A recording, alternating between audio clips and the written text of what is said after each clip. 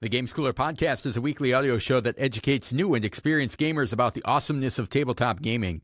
In this week's episode, we'll cover Critter Kitchen, our game of the week, discuss asymmetry in the School of Gaming, and wrap it up by revealing our High Five app-assisted games.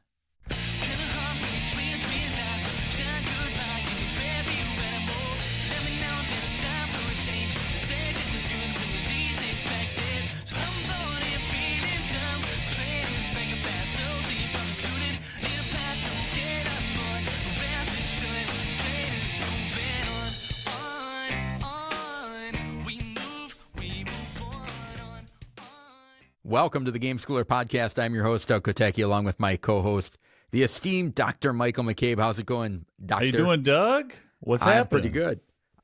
I'm great. How about you? Good. Yeah. Feel like it's been a long time since I've seen you. Yeah. 2-3 days almost. Yeah. Well, when we had that much time together, especially at the table playing games and teaching games and helping each other with the rules of games and scoring games, it was a lot of fun. You'd think we'd hate each other by now. Yeah. No. Not yet. Growth mindset, Doug. Yeah. We'll get there. Yeah. We had a cabin convention. Year three? Yeah. Year three doing that I believe together? so, yes. Yeah. And just a ton of fun.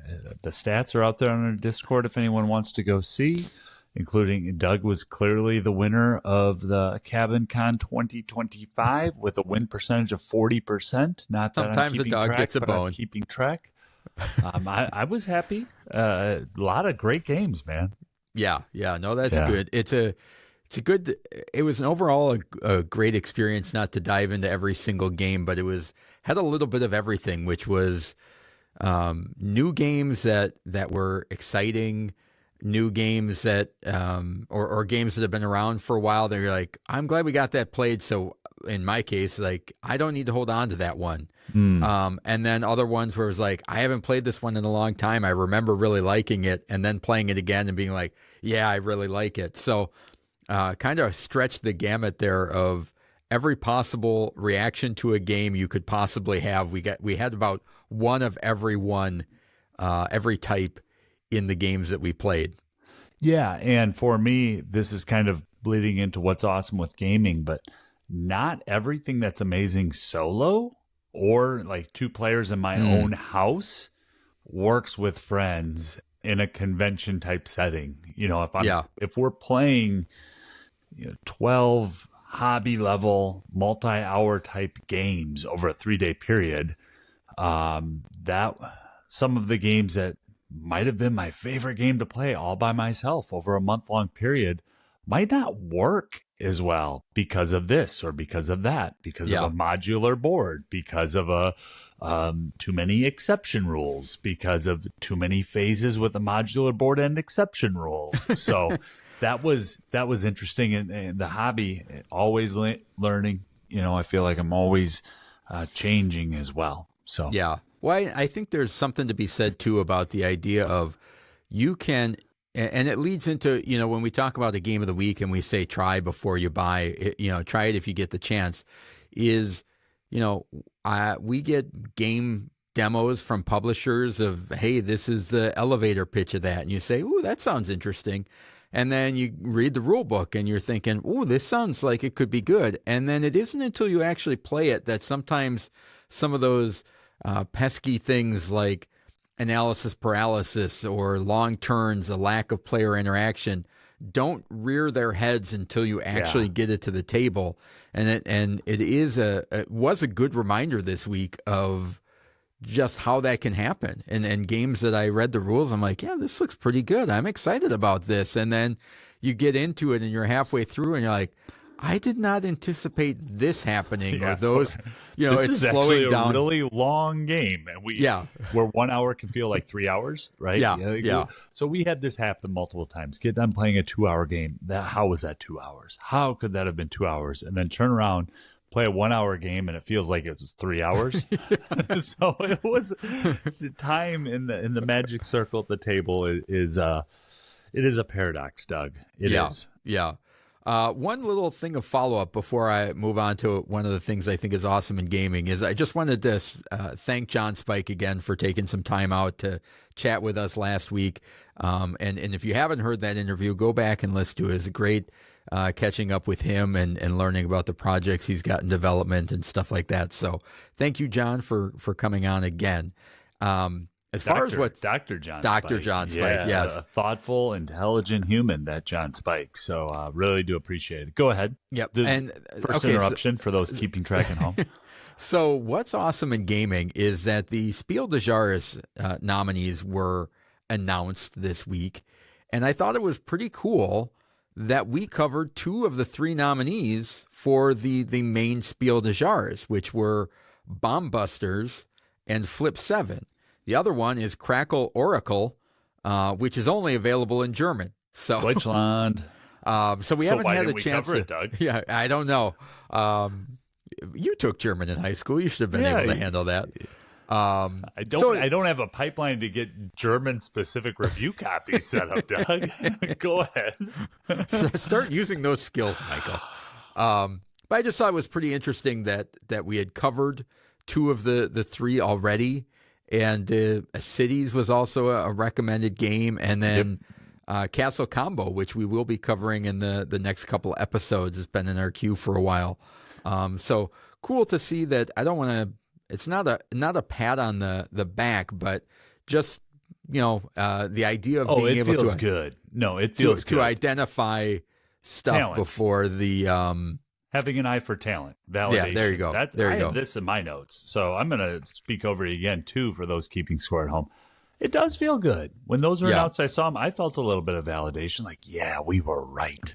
First time I ever felt that on our show was when In the Footsteps of Darwin was nominated for the Spiel. And I was like, we covered that 6-7 months ago. We were one of the first ones to talk about it. And, there's some downside of having an ego, but there's also that little feeling of recognizing this is a great game, and I'm glad we got to tell its story. And so that's out there. I had that in my notes for what's awesome with gaming as well. Well, and it's a little bit different too, because we're not regular reviewers. We're not just churning through. We don't talk about 10 games an episode where. Some of the big reviewer content creators could just say, well, yeah, we covered that because we covered 10 games. Yeah, the show is our hobby last week. And so it's not our job. And the fact that we only cover 1-2 games a week is what I think makes it feel special for me, is like that. No, out of the games that we singled out to actually talk about, because clearly we're playing more than 2 games a week, that we picked those out and that there is some validation for that, which I think was cool. That is cool. I have a little bit of follow-up because I just jumped right into the episode. So if that's okay, I'm going to go a little bit backwards in the run. I guess. Last week, our high five list was B games, B as in boy or banana. And I'm going to be playing the first game that didn't make the cut for me this weekend. I hope. We have family coming into town, and we're going to play some Bad Company. So that was a game of the week. Can you guess the episode number, Doug? 172. 112. As we said, time is a paradox. No, and that's that not awesome possible. game was 2 years ago, Doug. That can't be possible. March of 2023. Awesome game. There are just so many good games to try out. And I think one thing that I'm really enjoying, not just in the hobby, but a part of this show as well, is getting to revisit some of those games and almost learn them the first time again. And so I'm actually going to be going back the next couple of days and re-listening to our segment so that I can kind of get the gist of it before I dive back into the rules. Just so many good games out there. But we have family coming down. Last time they were here, we played Space Base. And so I've been waiting. Like, next time you come down, we're going to play some Bad Company. Yeah. Try the better version of Space Base. Exactly. As Doug would say it, not me. Yes. I love both. Both are in my collection, if John declares listening. And then just over on our Discord, there were great choices of B games. Yeah. And so I do enjoy the letter series that we have stolen harvested, copied, plagiarized from the Dice Tower, because I'm Yeah. getting to hear from other people who are in our Discord and who follow the show about what some of their favorite games are. So it's been a lot Yeah. of fun, even though we're only 2 letters in. Yeah, I agree. I read some of those lists. And I'm like, oh, that's a good choice. And I'm like, ooh, wow, okay, yeah. And it just sometimes seeing games that you haven't thought about for a while is nice. Like I'll read a title and I'll be like, oh yeah, that begins with a B, and it's like I liked it, and I remember playing it, and you're just like, oh, kind of fuzzy memory type of thing. So that's cool. Our spotlight this week is kind of a game system as opposed to a specific game, and that's the graphic novel Adventures. It came out originally in 2022 from Ryder Games. There are a couple of different authors and different artists throughout the series, but the graphic novel Adventures Junior from Ryder Games are interactive, choose-your-own adventure-style game books designed for young readers, typically aged 3 to 10, and their parents. And these hardcover books combine storytelling with full-color illustrations and simple gameplay mechanics to create engaging, replayable adventures that encourage reading and decision-making. They serve as an accessible introduction to the graphic novel Adventures line, tailored for younger audience with a focus on ease of use and family-friendly content. So before we go in and talk about what we like about them, I'm just going to highlight the three versions that are out right now. There's one called Kittens and Dragons, in which young readers will assist Mo, the king's youngest kitten, as he hunts for a dragon named Shaukra and proves his bravery. There is Callie and Kiki. In Callie and Kiki, new readers will follow along and help in a fresh take on the traditional princess captured in a tower fable. A spirited Callie will meet the readers as she has decided herself to not wait on rescue. Tough too, Doug. And will enlist the help of the readers and her beloved pet cat Kiki to effect her escape. And the last one is Mr. Wingletter. And in Mr. Wingletter, new readers will become the title character, a young stork letter carrier who lives with his family in a peaceful village in France called La Comier. So those are the 3 versions. What do you like about this, Michael? We both got a chance to try out certainly the Callie and Kiki one with our kids. I'm going to talk about this as a father and then as a former educator. What I love is when my kids are engaged and learning and curious, and I have that tension in my head of, it's okay to move on. You can go do a different activity now if you want to. As the adult, I feel like you've done enough learning for now. We can come back to this. And the kid just sits there and plows right through and is engaged. I love that. I just love seeing, when kids stick with a task and see it through to completion to the point where there's a little bit of frustration and that there's some learning there. And I went through Callie and Kiki in one sitting. My 9-year-old would not allow us to move on to a different task. It was on a school night. I thought we were going to split it up over 3 or 4 nights and spread it out throughout the week. And as soon as we got done with the adventure, she looked up and she said, "Are there more?" And she was in it. She was reading it.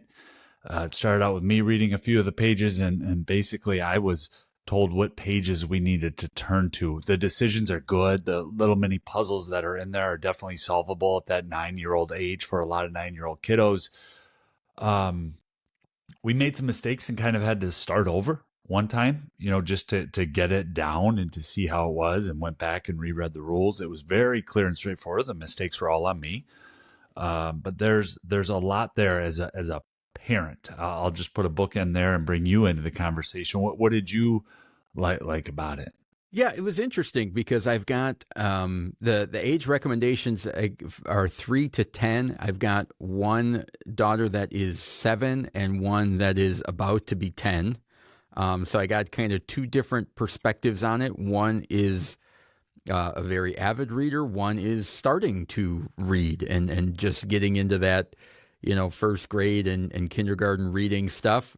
And it was interesting to have those two perspectives because the one, it was a joint adventure where I was encouraging her to read, the younger one to read and make those decisions. And I was kind of just the page turner and facilitator and type of thing, helping out with harder words and pointing out kind of a GM for the game. And then in the older one, I started out that way as the game teacher and as a dad, and quickly realized it's like, I'm not sure if I need to be here in the best possible way of she was engaged and wanted to go through. And I sat there and we went through it together, and she was reading and she was the one flipping and finding and everything like that. And it was interesting because we went through it the first time, and in that version, there are objects to find and different rooms that you can't go on unless you get those objects. And my daughter was immediately like, let's go back and do that again. I want to try and find where some of those things are. That's the same experience we had, Doug. That 5 minutes in, that's the same experience of, Dad, I think you messed something up. I didn't mess anything up. Dad, go back and read that first page again. I was like, oh, I did mess something up. Okay, we're going to start again. Yeah. No, well, ours was not on air. It's just you can just go through the story without discovering everything. Yeah.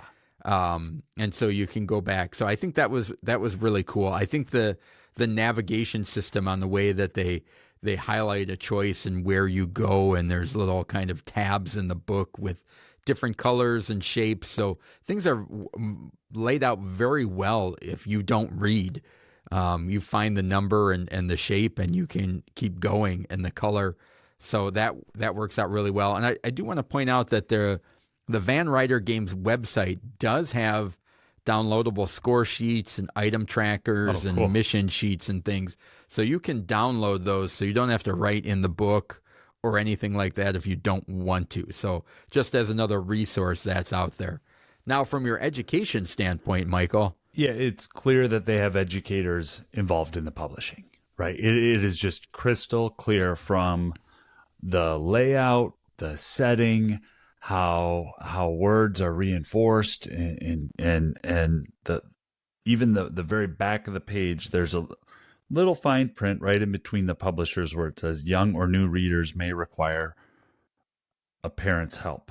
And it's like there's a lot of thought that went into having reluctant readers engage. That it's clear.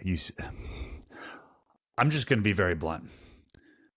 A lot of books that are really good at getting kids to learn to read, adults hate them because they are boring and they are repetitive, but they do a great job of having sight words over and over and over, and kids get the repetition of sight words, and then sight words add other words, right? And my hope for this series is that not only do they go with the young and emerging readers of 3 to 10, but I would love if there are other books geared towards more of those struggling readers from ages 12 to 16. And that's a tougher gap.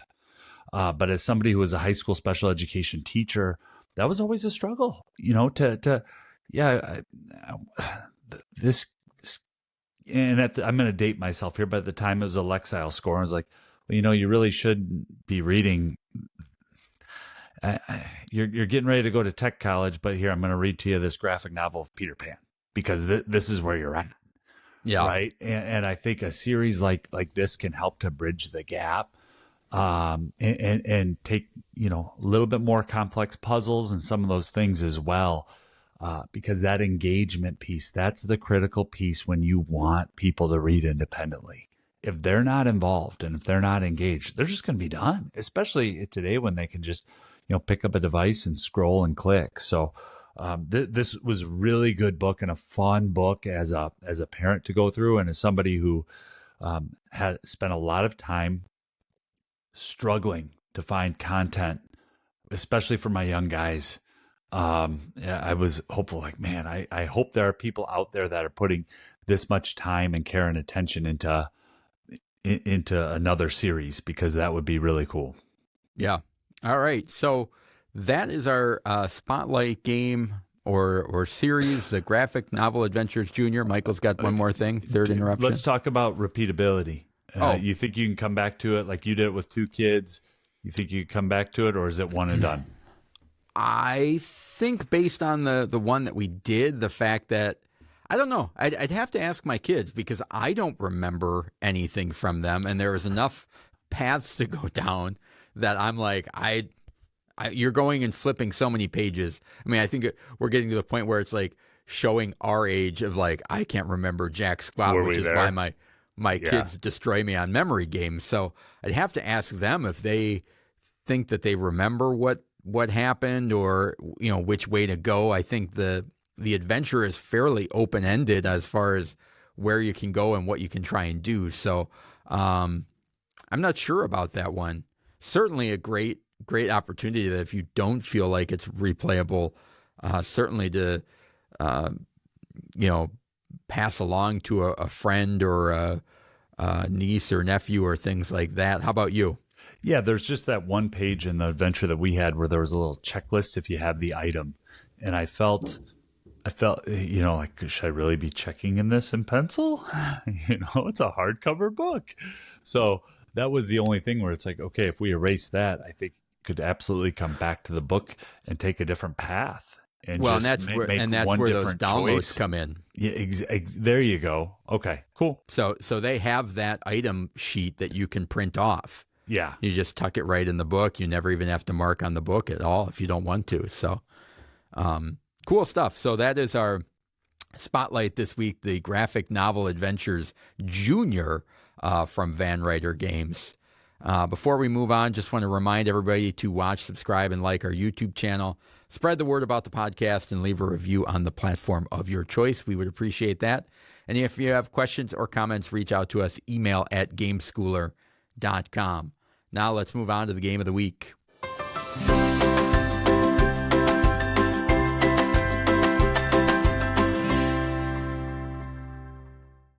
The game of the week.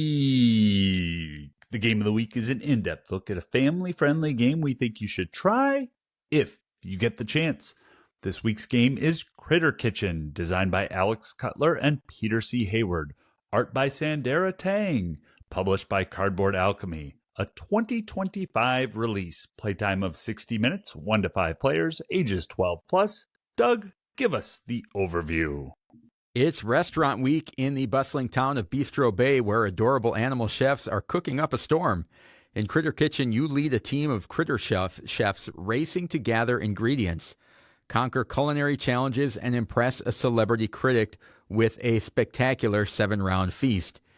Each player starts with a restaurant board, 3 unique chefs, small, medium, and large, and a privacy shield to hide their ingredients.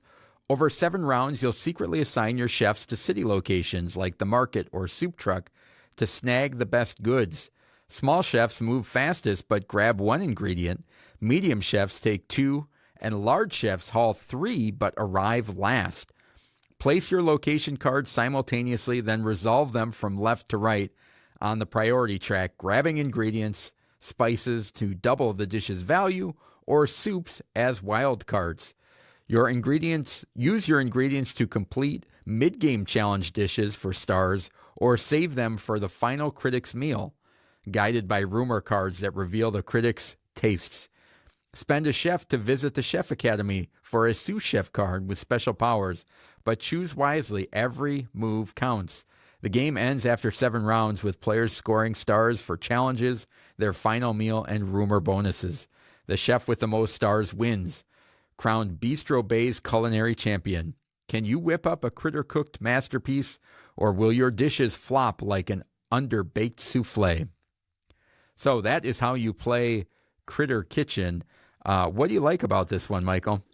Yeah, so this was my most anticipated game of 2024, and also made that same list in 2025. I've been anxiously waiting to play this, and I've been pleasantly surprised by how much I like the game, Doug. I think the game unfolds differently every single time based on the critic and just the combos that are going to come out. There's enough randomness in where the ingredients are going to go and what the mid-game challenges and recipes are and how other people are drafting, as well as those zoo chefs that come out that are basically an extra worker, right? Yeah. That I can have each round. So I'm very incentivized to go all the way to the Chef's Academy with a small person to get that one worker back, to have that fourth worker.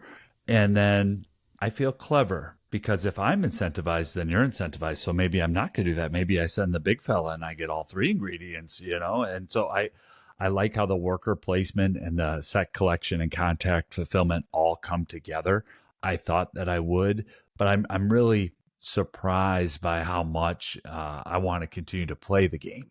Yeah. It's not just played it. All right, talked about it on our show. Let's move on. It's like, no, I want to play Critter Kitchen. I want to show people Critter Kitchen. This is a fun, engaging game. Yeah. I love the double guessing of your opponents. Yeah. And it's essentially, it's kind of craters the edge of, is this a worker placement game or what I would consider more of like, it's like a blind bidding game. Where you're putting out your markers on where you want to go, and you're bidding with a worker depending on how fast they are, right? So it's like I can bid to be at this place, but I'm putting my 3 guy out there, the guy that can hold 3. So he may not get much, but he may get everything if nobody else goes there. And so you're trying to think of like, where do other people want to go? Where do I want to go? And there's that balance between, am I cooking a meal? Am I collecting stuff for the challenges throughout the game or saving up for meals later? Yeah. And trying to figure out what people are doing is part of it. But the interesting thing about this one, which is, for anybody that's listened for a while knows I'm not a huge fan of that type of bidding and just bluffing, especially bluffing. But this one works because I feel like even if you get outbid or you get boxed out of a location, it never really stings that bad. It doesn't feel like, well, there goes my whole round. It's like, well, I'm not getting as much as I wanted, but I'm still getting stuff. There's rarely any situation where, it's pretty rare actually to get into a situation where you're like completely skunked out of everything. And even if you do, you end up getting soup, which you can use as a wild when you're doing some of those. So there are, just to kind of clarify, there are 3 challenge meals over the first 3 rounds, and you only know they get revealed one at a time up until the end of the 3rd round. Then you can serve all of those 3 meals if you want. You do that process again with 3 new meals through rounds 4 through 6, and then the 7th round is like a one last scramble to get ingredients for the final meal that you're going to serve. And the final meal requires all 7 ingredients. Yeah. In the game. And between round 3 to 4, you can save 5 items in your refrigerator. From round 6 into 7, you can carry 10 over. And so you're trying to get that best combination of ingredients for either the individual challenge meals throughout the game or the final one with the critic as well. Yeah, and the only thing to just jump in there, because we're really getting the details of the rules, I got confused when I read the rule book because the game takes place over 3 days. So the game, although the game takes place over 3 days, there are 7 rounds. And kind of thematically, everything's so well tied together. I for me, and if I go to teach the game this weekend, what I would say is like, look, this is over a weekend. In this weekend, we're going to have 7 rounds and kind of break it down. Because boy, once you're playing, it just flows. And I love that decision of, if I have to make this little mini meal here, I'm going to lose that ingredient back into the bag. Well, do I really want to lose that ingredient back into the bag, or do I want to hold this on till the end of the meal? And there's some hidden information that I might be the only one or only one other person at the table knows, because I've drafted the tokens that show me what some of the bonuses are going to be for that final meal or end game scoring. So I do think that the game does a wonderful job of blending the public and the hidden information in a very accessible way. Yeah. It kind of reminds me of like Ratatouille the game is kind of how it feels whenever I play it. Is like that idea of like working up to serve that critic at the end. Is really it's really fun, and it moves fast. Just a phenomenal game, and I love the sous chef abilities. There's the extra person that comes out, and they get an ability, and it's like you think you're not going to get one, but eventually you will. I mean, there's tiebreakers and things like that, so you'll get a couple of them probably throughout the game, and they're really cool. I mean, just rule breaking stuff. It's like, ooh, I get a fourth person to send out, so that's good on top of that, but they usually have something extra that goes along with it.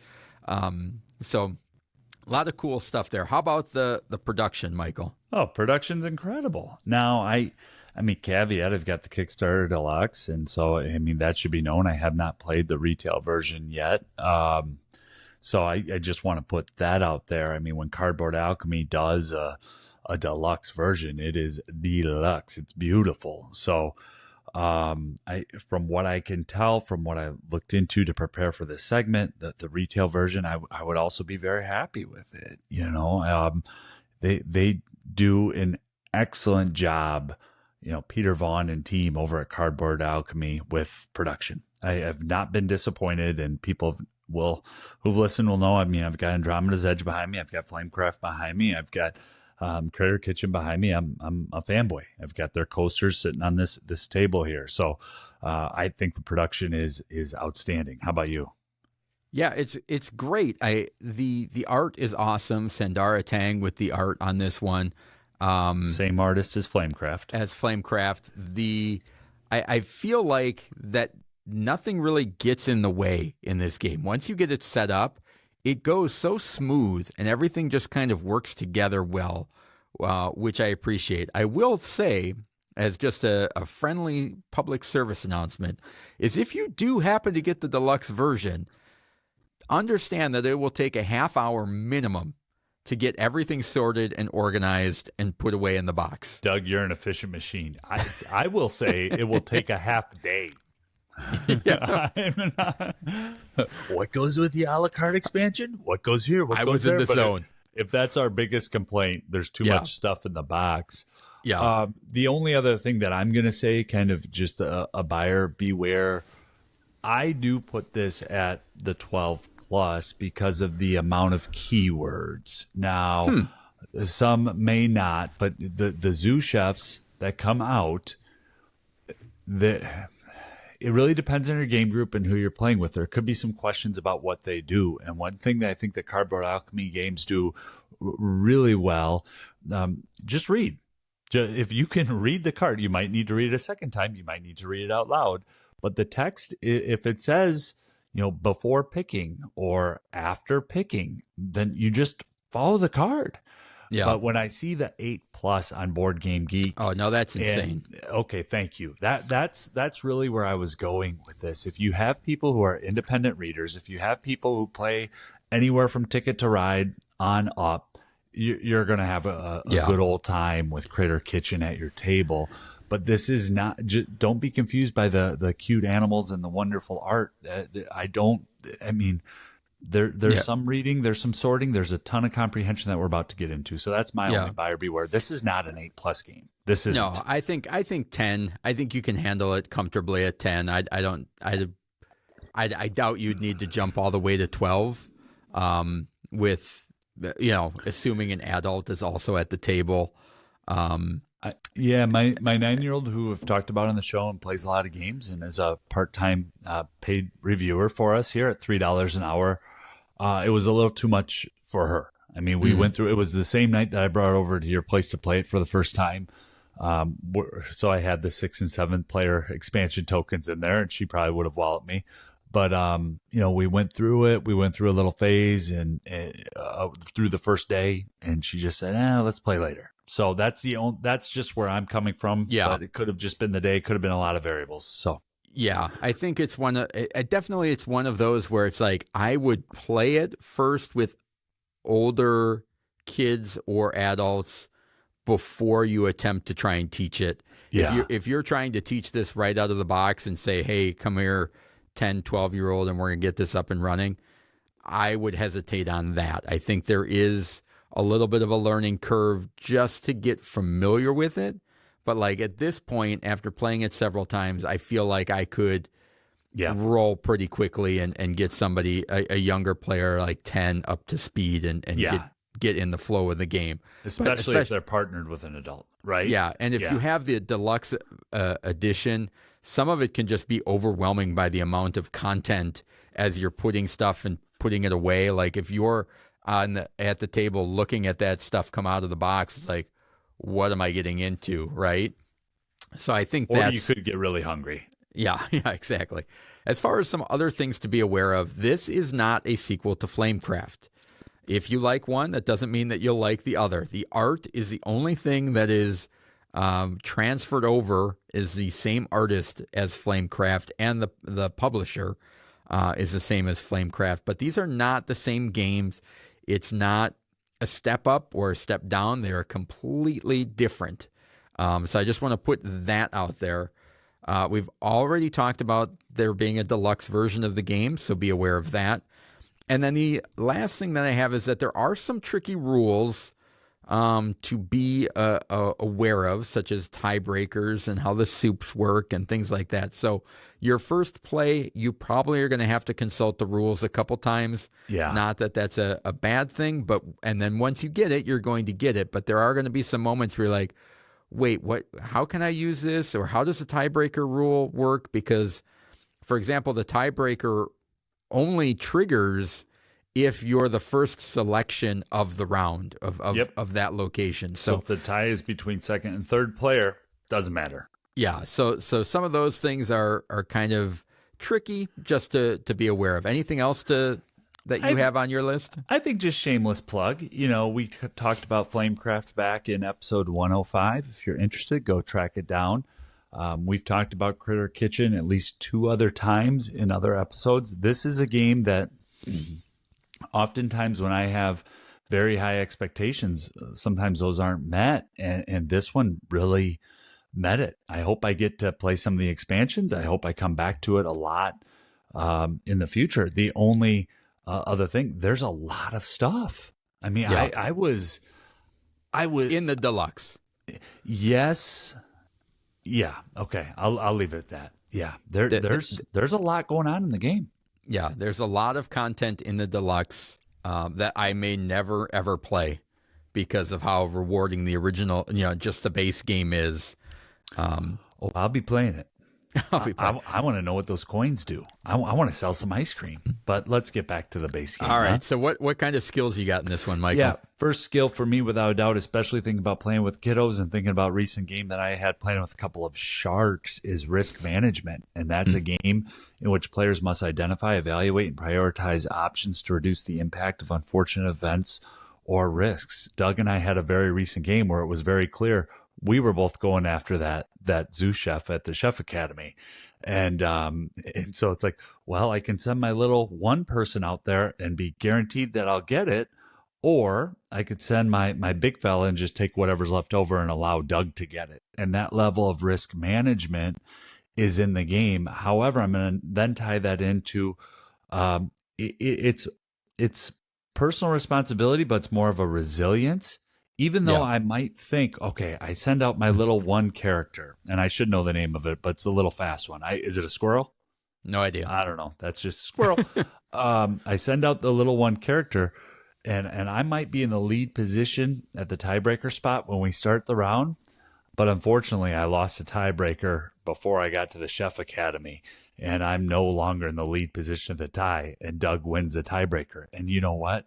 That's going to happen 4 or 5 times in the game. And if I can't handle that, I probably shouldn't be playing Critter Kitchen, because it's that level of tug of war. It's an interesting way, instead of rolling a die, how that tiebreaker works. So I've got those 2 right off the bat, the risk management and then that personal responsibility or resilience. How about you?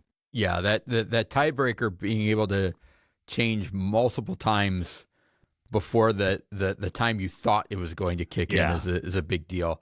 I also had resilience, and I had that tied in with the competition. It's a game that develops healthy competitive habits as two or more parties compete for a goal or reward that isn't shared. A lot of times when we think about competition, you're always thinking about the end game winner, and loser, and did I get there, and that type of thing. But in this one, every round there's competition over the ingredients that were placed out in the various markets, and you're going to lose some of them. You're going to win some, and you're going to lose some, and you got to move on and keep it going. And that leads me into the idea of resource management, which it is a game that boosts the player's capacity to efficiently and effectively oversee available assets. And you have to get those ingredients and decide when and where you're using them. Are you using them for the challenges? And sometimes, you can send a three, your large guy out there, he's going to come home with three things. You may not need or want all of the things that he brings home.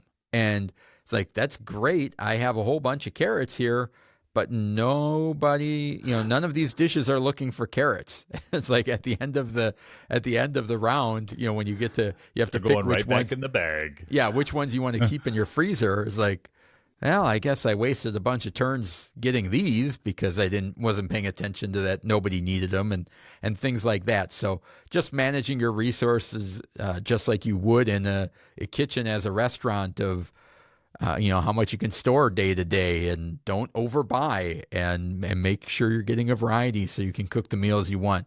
I think thematically and educationally work really well. Yeah, especially when those high valued ingredients come out, right? Like when you see a piece of steak and it's a 6 or a 7, or a carrot and it's a 6 or a 7, and people are disappointed that they won the too valued carrot or steak. They wanted that 6 or 7 point. That there is a sense of, how am I going to manage the little that I have? Or, ooh, I won. I got the better ingredient. That's a good call out to resource management. I have one more that I'm going to add here, and that's strategic thinking, a game that encourages players to develop a process or long-term strategy for accomplishing a goal. In the most recent game that we played, just this past weekend, in fact, I traded in. I was like, you know what? I'm going to see what happens here if at the end of that second day, when I go to make my 3 meals, if I kind of max out here, because I think it was 21 points plus, you get the 4 stars, and then see what happens going into that final round. So I knew I was going to be 2 ingredients short, but I also knew, like, I spent some of my better ingredients in that second day just to, see what would happen. I knew I was playing for 3rd place in a 3-player game anyway. And Doug, it did not work out well. Whereas the game before, I was very, very conscious of saving up to make that critic very happy. And not that one approach was better or right, but just that sense of having to think and plan in the game and to develop a strategy and to keep that in mind for future plays.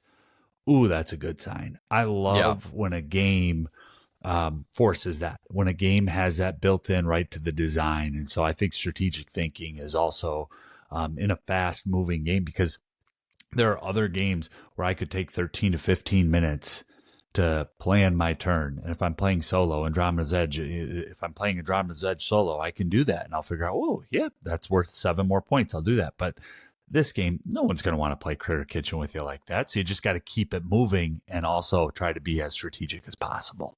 Yeah.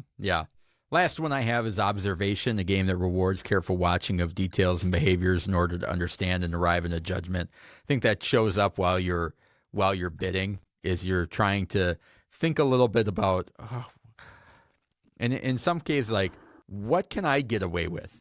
As much as you're thinking about what the other people are going to be doing, is like, there's probably going to be a lot of competition for this one. Do I want to send my little guy? Do I bank on, and sometimes if you're watching, like there were a couple times in the last game we played where it's like, oh no, they just took a big loaf of bread last time. Yeah. That might not be that appealing to them, but it is to me. Yeah. And just being aware of a little bit, and I'm not saying that you're going to get into a lot of card counting on this game, but there are moments where it's like, Yeah, there was a big 7-point bread last round that I missed out on. Usually it's because you missed out on it, right? Where it's like, Yeah. oh, I missed out on that. But Michael got it. So he's probably not going after that 6 this round, depending on what the other variables are. So some of that of just kind of looking around and being aware of what other people are doing can make a big difference as well. Yeah, and then just one other basic skill, especially if you're playing with kiddos, there's some great computational math in here. I mean, that you've got an ingredient that multiplies, keeping score at the end. You flip your board over and you just math it out, and it's, dare I say, fun. You've got these two midpoints in the game where you're doing a little bit of math and trying to figure out how you can get to 21 or 12 and to get stars, and stars are points and points are tight. So I thought that the math was really, not that it's a skill that you're going to improve. I'm not saying that, but there was some fun mathiness in this game. Yeah. All right. What's your final thoughts, Michael? My final thoughts is that Critter Kitchen delivers. If you're looking for a fast-paced game that brings people to the table and having a good time in an hour, check out Critter Kitchen. How about you? I think it's a great family game that offers a fun marriage between theme and gameplay. And outmaneuvering and second-guessing your opponents has never been put in such a cozy and friendly package. So that is our, Michael, is our game of the week this week, Critter Kitchen from Cardboard Alchemy and Lucky Duck Games.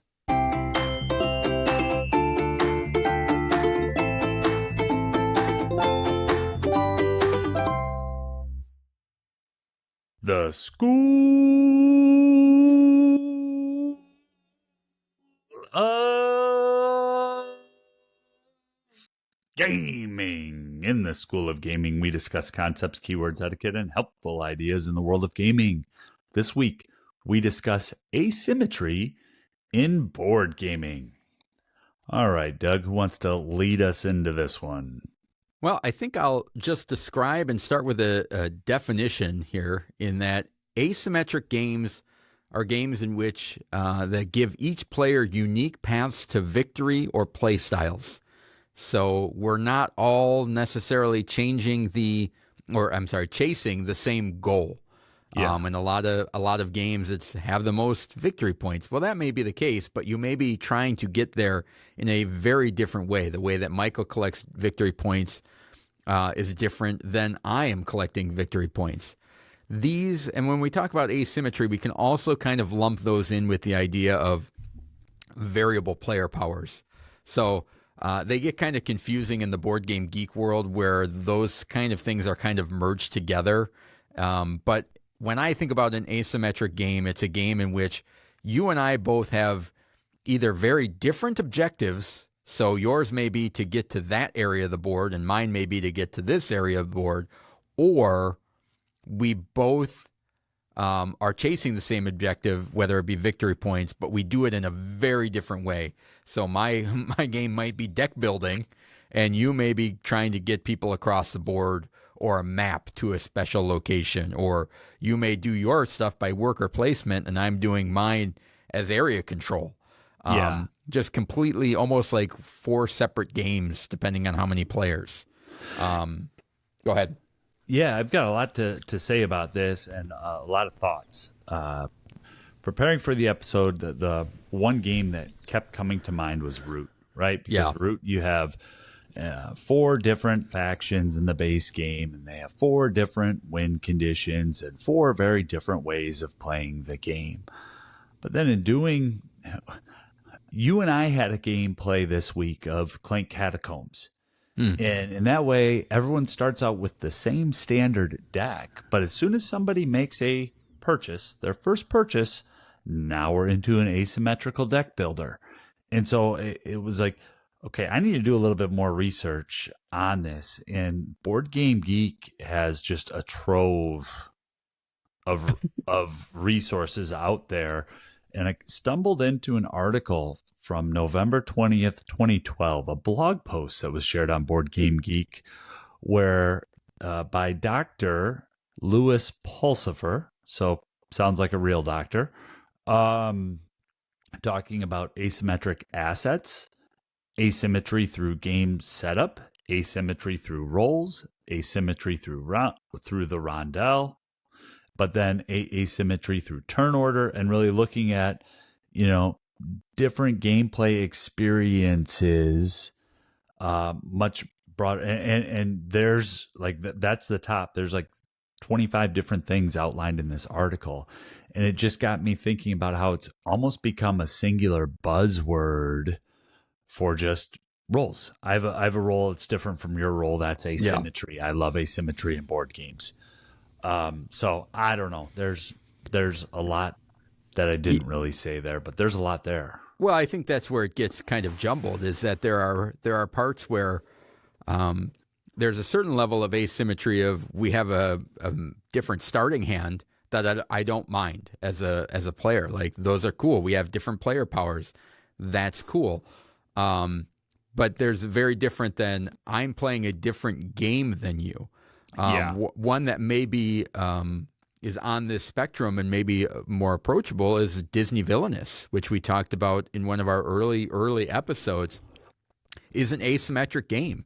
You pick a villain and your win condition is completely different than mine. And it was a thing that we had to try and tackle of, we want to talk about this game, but how do you teach new players how to play a different character and be aware of what everybody else is doing? So we came up with a skill builder, and that's about, which you can get on our Discord, by the way, if you're interested in that. But that's a more of an approachable asymmetric game. And even more approachable would be like Marvel United. If you're looking for where same system, just the roles give you different abilities. But you're not playing, but you're still doing the same stuff. Okay. You may have a different ability. So you're saying that's a cut line. You're saying Villainous would be asymmetrical and Marvel United is not. Okay. For me. I mean, games can have asymmetrical elements. All games do, whether it's the actions that you're taking are going to be different, right? There's going to be a lot of differences. It comes where it's like, is it just a special ability that allows you to do something a little bit different than everybody else, but you're all functioning in the exact same way? You're all taking the same type of actions. That, to me, doesn't get in there. A one versus many game probably is more akin to an asymmetric game where both sides of the table have to do a very different objective, even if it's like, I need to stop you from getting here and you need to get in there, that type of thing as well. I think ultimately when it comes down for me is that I'm fascinated by the ingenuity of asymmetric games and how folks design a game like Root and how they get them to work and function and stuff like that. I just find them really hard to get to the table. Yeah. And I'm not, they're so difficult to teach. They're very, to new players. Interruption number 4. They're beyond difficult to teach. I don't think here's what I will say. I don't think it's fair for one individual to have to teach an asymmetrical game. That's a good point. If you're playing a game that involves asymmetrical players, roles, and factions, the players have a responsibility to at least familiarize themselves with their player. Now, I'm not saying they're going to have to do an hour and watch a playthrough. No, but you might need to take 10 minutes and actually read a little bit before I begin the teach, because it's too much, it's too cumbersome. And this is something that I absolutely love, but because of those reasons, I've let go of a lot of games. Merchant's Cove was a game that I really enjoyed. I played it solo. I got to the table with one of my kiddos. I didn't actually get it up and running with our game group, Doug, because they're like, I'm not going to be able to teach these 4 mini games and get it. The teach itself is going to be 50 minutes for a 45-minute game. And then all this stuff that comes with it. That's the other part. A lot of the asymmetrical games have a lot of stuff because each person is doing their own type of game. So you got the barrier of entry for the rules, lots of bits that don't always make it easy to travel. I do enjoy a good asymmetrical game, though. I like trying to figure out how my thing is working. I like the offense and defense part of it a lot of times as well. When done right, the balance in the game, that usually leads to a really good finish. There's a lot there. Yeah, I do think it is a system that is hard to teach and also nerf. So if you're the one teaching it and people are coming in, you're going to destroy them, because part of the thing that happens in asymmetrical games is it's one thing to know what you need to do to win, but you also need to know how every other character needs to win and what their abilities or what they can excel at, and where you could, you said you enjoy the offense and defense. It's like, well, you can't play defense until you know everybody else's offense. Or you're guilty of screwing up the game. Like that's the other part of an asymmetric game. I go ahead. I keep talking over you, but no, I was just going to say that's where you get the advantage of being the main teacher, because you know all of those things.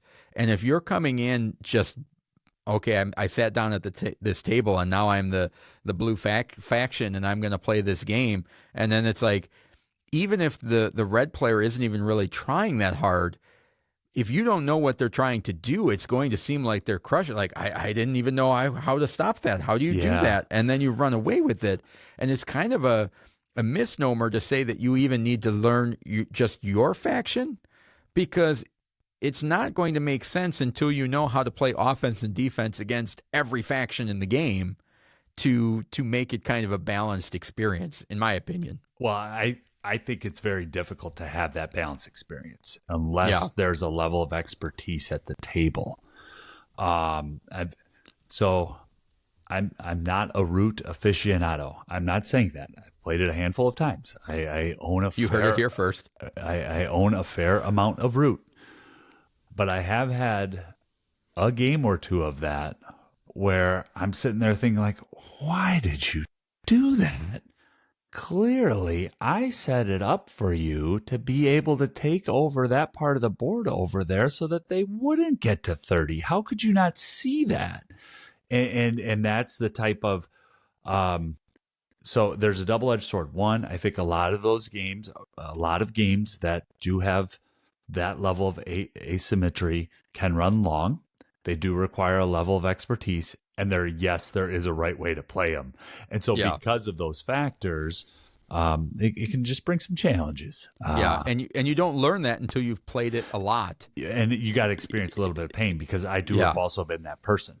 I've been that person. It's like, I was feeding them. That's on me. I know we all paid to sit down and have a 2-hour game, and we're 45 minutes in. I think I'm going to go get a brisket walking taco and get ready for my 8 o'clock. Sorry, everybody. Bye. So, I mean, I'm speaking from experience. I've definitely ruined a game or two from being the noob at the table. But those are hard. Those experiences are hard to get over, right? to be able to just be like, I want to get back into that. Like, I want to get back, like.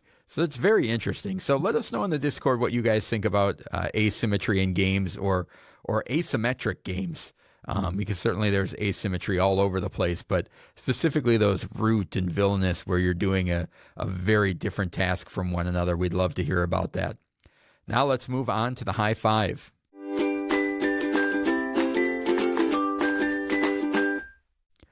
Every week, Michael and I highlight a list of games we want to play, enjoy, or spread the word about. And everyone loves lists. So this week we're talking about our favorite app-assisted games. So these would be games that would require some sort of secondary device, whether it's an iPad or an iPhone or some weird Android device, if you're of that persuasion. Ooh, you just made a lot of people upset. That is Doug, folks. That was Doug. Yeah. So it's interesting how kind of ubiquitous some of these games have become. And I remember when the first ones started coming out and people were all up in arms, like, what if you don't have a phone? What if you don't have this? This is terrible and all this stuff. And it's like, everyone's got one in their pocket now. It's not an issue. Yeah, 13 years later, those same people are upset because their games are no longer supported because the app, companies have gone under. So I'm talking about you. What is it? Rock Mix? What was that game? It makes me so angry. Have we done this list before, Doug? Or a similar list? I had some severe deja vu as I was putting this thing together. I searched my run sheets. I couldn't find anything. So I Somebody don't else think who's so. gone through our. Okay. All right. Well, number 5 for me is Chronicles of Crime. We talked about Kids Chronicles in episode 99. We've never actually done Chronicles of Crime. This is a 2018 release. And Chronicles of Crime is a really cool system designed by David Circle, and published by Lucky Duck. It's a cooperative crime investigation game in which the app is helping you out, or sometimes if you want to make it really tough, it's hindering you. But there are QR codes that you're clicking on and learning more about, and it leads to just wonderful conversations. It was re-implemented by Chronicles of Crime 1400, 1900, and 2400. So there's a lot of stuff out there for the Chronicles of Crime series. One that I'd love to replay again, and that's my number 5 app-assisted game, Chronicles of Crime. Great one there. My number 5 is My Father's Work from 2022 and Renegade Game Studios designer T.C. Petty III. What I love about this game is you are a descendant, and you are trying to pick up your father's work of creating the hideous monster or contraption that he was working on that requires... Easy. He might have been a mad scientist, but that doesn't mean you have to be, Doug. Yes, you do. And you may be taking trips to the graveyard and doing other nefarious things in order to complete your goals. But what I really like... yourself. I just wanted to be the mayor. Liar. What I like about this game is that there are certain tasks and things that are happening from round to round that, depending on how well you do at them or what people participate in, it is going to change the narrative of the game. So is the town going to go into squalor because you didn't build that hospital that everybody needed? Or, are you going to get overrun by things? And it just keeps this narrative adventure that you think you know what you should be doing, but then you're like, I don't really have time for that, or I'm trying to focus on this, or I'm contributing. And sometimes you can be the only one that contributes, and the app's like, yeah, you shouldn't have done that. Now you're the weirdo. Or those bums didn't do anything, so you get all the rewards. And just the way that plays out is really fun as the game goes along. So that is my number 5, My Father's Work. Awesome. Number 4 for me, it was a game of the week back in episode 81. This is 5 Minute Mysteries, designed by Connor Reed. This is the only game on my list in which an app is not required, but I'll tell you what, the app adds... Having that walrus berate you. Yeah, and the clock running and the tension, the app really does add a lot to the game in our house. And I can speak for that confidently. Because we've only played it with the app, and this is just a wonderful little cooperative game with and you can hear all about it in episode 81, but it has this codex, and you're trying to get everything lined up, and you're looking at clues on the card, and there's a pressure and a sense to solve it, and you're working together, and one person is working the codex. So love the tension and the can something bring tension and lightness at the same time? But the app with the is just a wonderful little addition to it. So that's my number 4 5 Minute Mystery episode 81 game of the week. Cam Kendall and Connor Reed. I'm going to jump a little bit farther into episode 89, and that is one that people might think may be higher on my list, but and that is Unlock. Which came out in 2017 in Space Cowboys.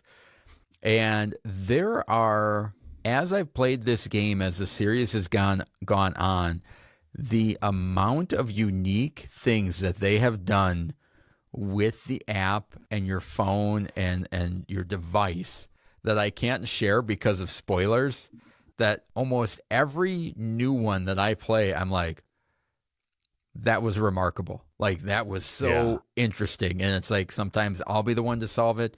Sometimes my daughter will. And it's just like one of those things where you just like, that was a really neat experience every time I've played that game. I know it's not everyone's cup of tea, but for me, every time I play it, I walk away a little bit more wowed of like, I was not expecting them to do that. It's like a movie you go to every time, and it's like, well, that was a death I wasn't expecting in the first 5 minutes of the scene. You know, like that type of shock. We're like, oh, that was so, and it's so satisfying. So that's my number 4 unlock. Yeah, and I'll give you some credit. You're a lot of fun to play Unlock with, Doug. You turn into like that. You could see glimpses of yourself at how you must have been as a 10 or 12-year-old. You're just having so much fun playing it and discovering it, and that's good. I'm glad that you mentioned that one. That was your 4? That's my 4. Number 3 for me is the competitive, I'm not going to say variant because it's a completely different design team, but it's also from Lucky Duck, and that is Destinies 2021. It is a competitive story-driven game of adventure, exploration, mixing an app and a board game. That's the Board Game Geek flavor text, but in Destinies, it feels similar to Chronicles of Crime because you have a similar type of app kind of guiding you around, but it is competitive, and there is a sense of a fight as your character tries to fulfill their destiny before the other characters at the table. I've only had one play of it. I really enjoyed it, and more than once I've seen people looking to sell their Kickstarter all-in bundles with like 8 feet piled high of boxes. And I'm like, that's a really good deal for $50, but where am I going to put that in my house? I'd have to rent a modular unit just to store that. But I get the sense that there could be an RPG type of experience there. I had a ton of fun playing it, and it's one that I want to check out more at some point. So that's number 3 for me, is Destinies. Yeah, that was on my short list. It was one where I really love the mechanisms of powering up your character and everything about the game I loved, except for how unfulfilling I was when I didn't complete my destiny. Like you get so invested into your story, and it's like, I got to finish this. And then Michael finished his story, and it was like, what the heck happens to mine? Yeah. But I just happened to be one spot ahead in that game. That game, yeah. All of the mechanisms of it are really awesome and really well done. So it's a really cool game. My number 3, and in fact, I did play that afterwards with my daughter as a solo game, but it was kind of cooperative for us, which was fun too. So if you're interested in that game, that's another kind of way that you could play it, is a couple people sharing one character and going on a solo adventure. My number 3, Michael already talked about, Chronicles of Crime from 2018. I love the idea of being a detective, and there are 2 very distinct parts in this game. One is there's like a virtual reality part of the game where you hold up your phone and look around the crime scene, and you're just kind of shouting out what you're seeing, and some of them are cards, and it's like, I see a newspaper over here. Oh, okay, grab the newspaper card. I see, whatever it is. There's a rose on the floor. And so you're doing that, and you're, looking around the screen. And then after that, when you go and you question people, and there's cards, and they have their QR code on them. And it's like you scan the card, and you're talking to the person, and then you're like, well, what about this? And then you scan the evidence. It's like that newspaper. And then they're like, whoa, I didn't know you had that. And it's like you get this whole story that plays out, and everybody around the table has their own kind of special abilities. So, one person might be really good at forensics, and one is good at data and things like that. And so you're using people's abilities. But there's always that thing of really piecing the story together. And it's like, I think he did this and then went and did this. And it's like, well, we can go ask her. And you go and you're going around the whole city asking people. And the lieutenant is like, guys, you better get hurried up here. This case needs to be solved. So there's that pressure, but it never feels like a lot of detective games for me where I get to the solution and I'm like, I don't know where they made those connections. Yeah. Like this one, I feel like, oh yeah, we were pretty close. Like even if you're off a little bit, you're like, all right, now I see that now. But sometimes you play detective games and it's like, I'm not Sherlock Holmes. I cannot figure this out with 3 clues and make a whole thing and magically get it right. So this one does it good, and I really enjoy it. Chronicles of Crime. Yeah, and it gets it all done in an hour.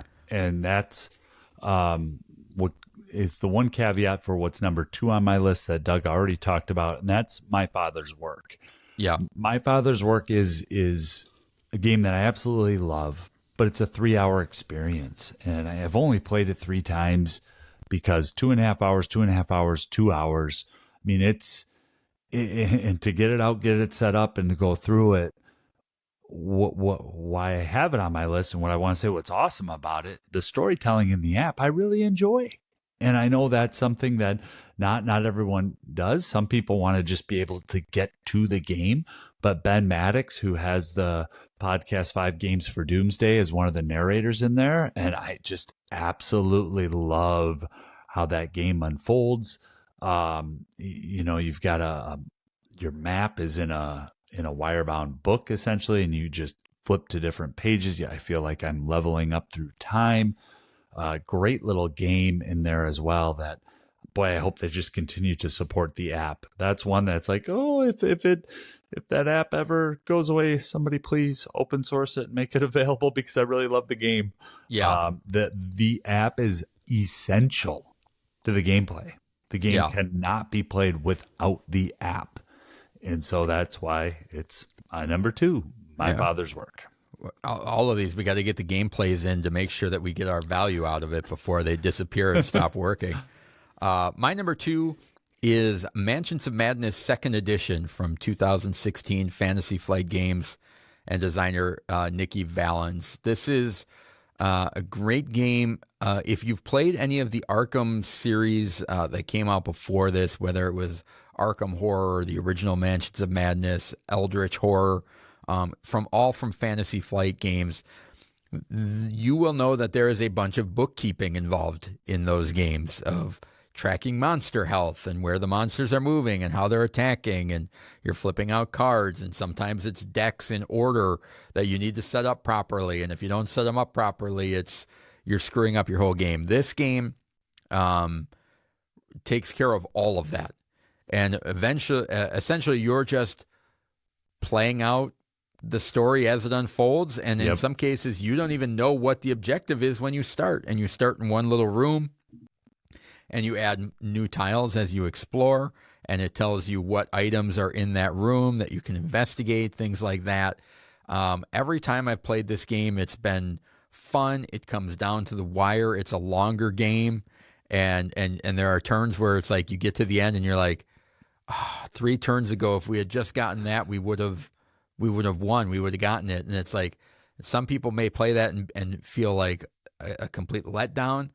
I love it. I feel like you're not sure what you should do. Yeah. And there are times when you should we be pushing against the narrative, or are we not ready for that yet?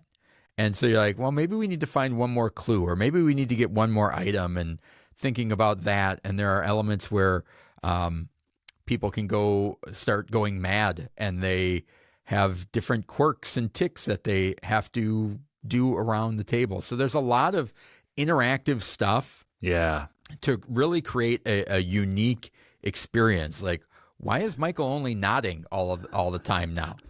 And you're just like, that must be his insanity card. I don't know. Mad. So just a great game that I adore, Mansions of Madness 2nd Edition. Yeah, and another game you are a ton of fun to play with and have a lot of experience with. But I know, one of the few games that I played with you and another person, you guys were absolutely sure we needed to go a certain way. And so I'm listening to this group discussion take place for about 45 minutes, and we were dead wrong. So when Doug's talking about going against the narrative, it's that sense of unknown. And because the app is doing all of the bookkeeping, you're able to just dive in and continue to have that conversation and have those what if moments throughout the entire game, right? Yeah. I'm guessing we have some crossover. My number 1 is Return to Dark Tower. Same. Episode 200. I don't often make comments on my Board Game Geek entries, so I just want to read to you my comment from March 25th, 2024, and this will be probably the greatest praise that a game could ever have. Reductive. Asgul's Treasure, Quest with Alliance expansion. Awesome! Exclamation point. Only had one soldier and 2 spirits left at the end of the game. Solo play as Relic Hunter.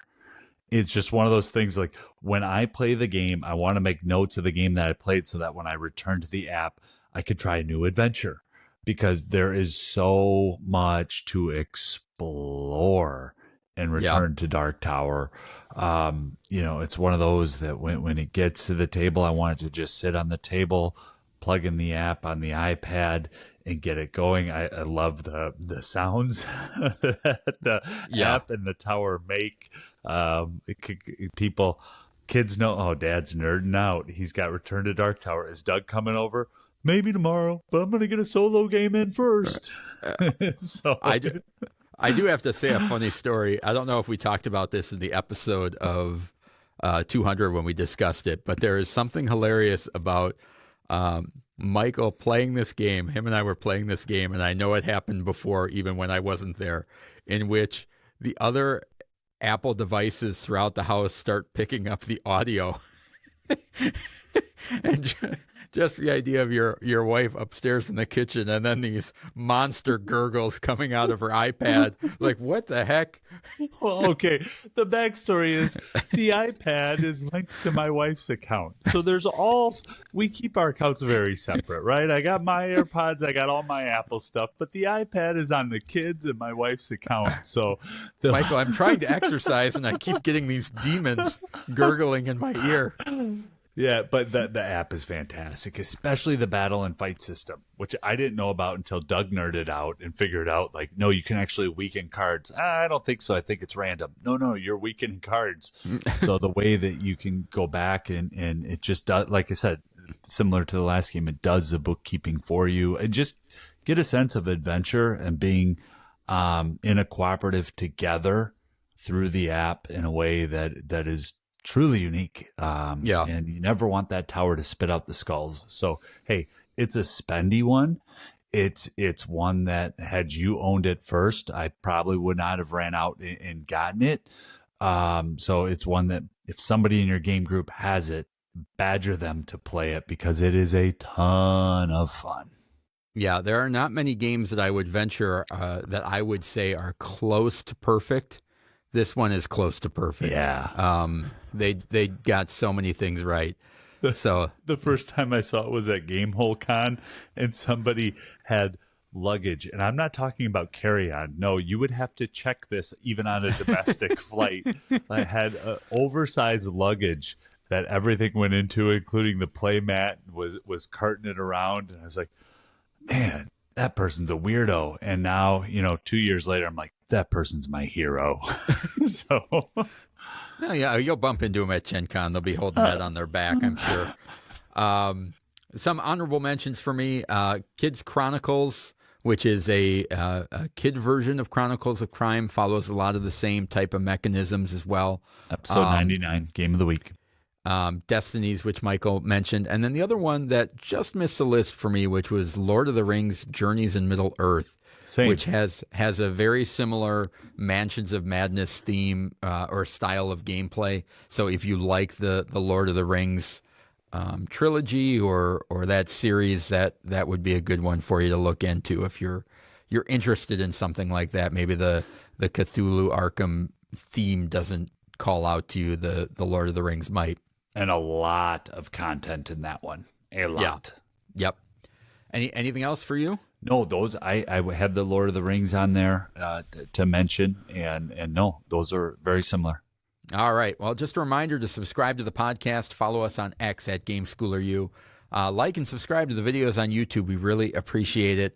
And if you are looking for a community of like-minded individuals, check out our Discord, gameschooler.com/Discord, to check that out. Next week, we are going to be talking about the ACD Games Expo and giving you our thoughts on that straight right when we get back almost. So thank you so much for spending the last hour or so with us. We truly appreciate it. Professional teaser. We've got a couple big interviews coming up, so stay tuned.